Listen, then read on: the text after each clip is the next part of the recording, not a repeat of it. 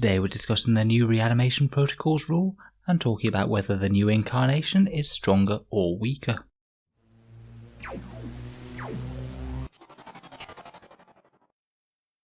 Hello and welcome back to Auspex Tactics, the strategy and tactics focused 40k channel, where today we're talking about one of the Necron rules previews from Games Workshop yesterday. I thought we'd focus on the new very wordy rules for Reanimation Protocols, as it's such a key mechanic for the army, and I think that the changes have made it better for some units, but worse for others. Let's jump straight into it and take a look.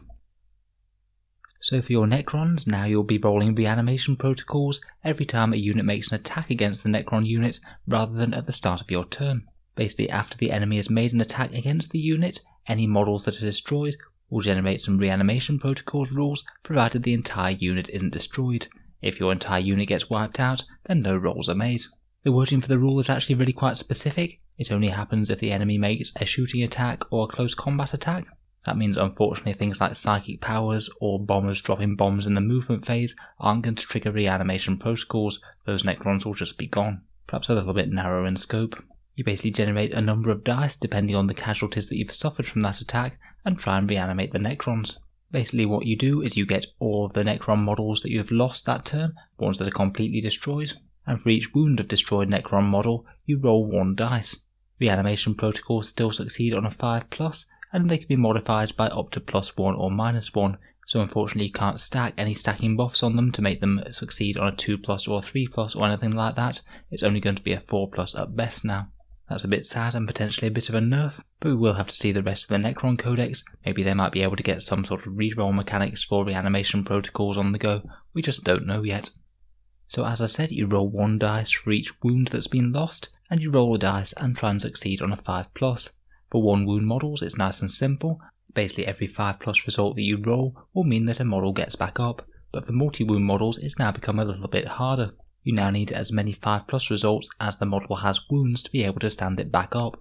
For example, if you lost 3 Lich Guard, they have 2 wounds each, so it would mean that you would roll 5 dice. If you got 3 successes, so a 5, a 5 and a 6 for example, then you would be able to reanimate 1 Lich Guard, as you rolled 1 successful 5+ for each of the 2 wounds on that Lich Guard, and you only have 1 more, so you don't have enough to reanimate the next one.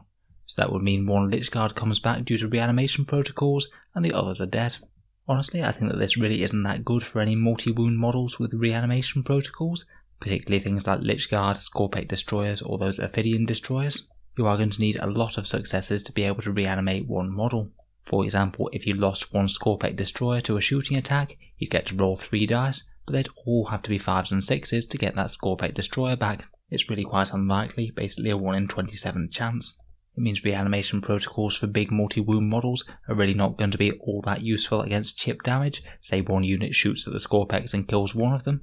You're very rarely going to reanimate that model, even if you've got a rule that's boosting them to reanimate on 4s.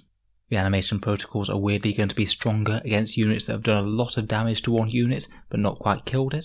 Say something that manages to kill 7 Lich Guard out of a squad of 10 but doesn't quite manage to finish them off. Even if you do manage to get a few multi-wound models back, you are quite likely to have some successful results wasted, just because if there's any overspill that doesn't quite manage to reanimate a whole model, then it means that that's going to be lost. Say if you made a whole bunch of Reanimation Protocols for a unit of Ophidian Destroyers, if you got 5 successes, you will bring 1 back, and then the next 2 results are lost, unfortunately.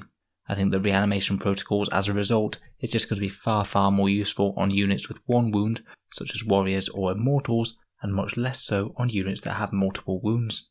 Honestly, it seems just a little bit needlessly overcomplicated to me. I'm not sure why they didn't just keep it as reanimating on a 5+ and then each model coming back with all its wounds restored, rather than making it very hard for multi-wound models to reanimate. Still though, for 1 wound units such as Immortals and Warriors, I think that it's much improved. You're far more likely to make these guys get back up than you were before, just due to your opponent being able to focus fire with multiple units and take them out. Now you have a very good chance of at least getting some reanimation rolls on them. I think one potential small buff that might have been missed in this is that model placement can be really quite useful. It could mean that your unit essentially has some mobility in the opponent's turn.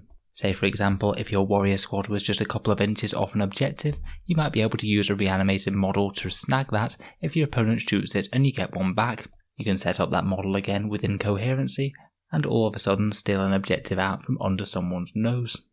There are a few fairly sensible restrictions to stop things getting too silly. You can only put reanimated models in engagement range if the rest of the unit is also within engagement range of a unit. If you're reanimating a model in the charge phase, say if they get gunned down with Overwatch and then stand back up with reanimation protocols, you can't use it to make the charge shorter, they must be further away than the closest model to the enemy unit. And models that reanimate through reanimation protocols don't count as casualties for the purposes of morale, which again makes sense. In general though, I do quite like the opportunity to gain a little bit of movement within the opponent's turn.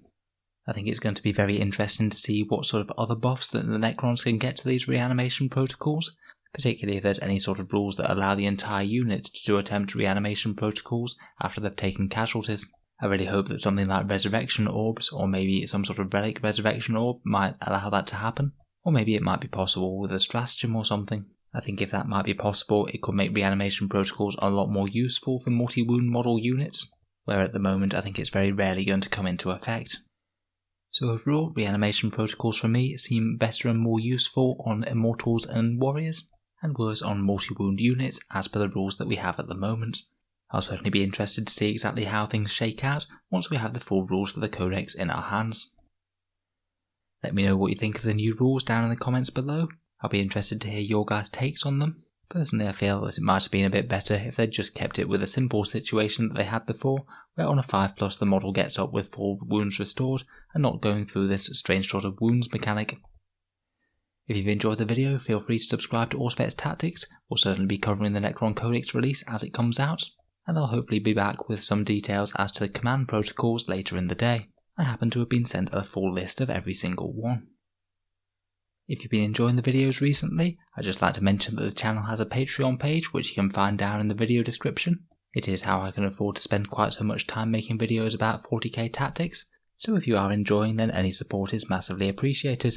Channel Patreons get to see early videos, there's regular votes and polls to see what sort of things happen next on the channel, and you also get automatically entered into the Auspex Tactics prize giveaway, which happens once a month with a chance to win some big model kits. If any of that sounds good, or you just like to help support the channel, then the link is down in the video description below. In any case, a massive thank you for listening, and I'll hope to see you guys next time.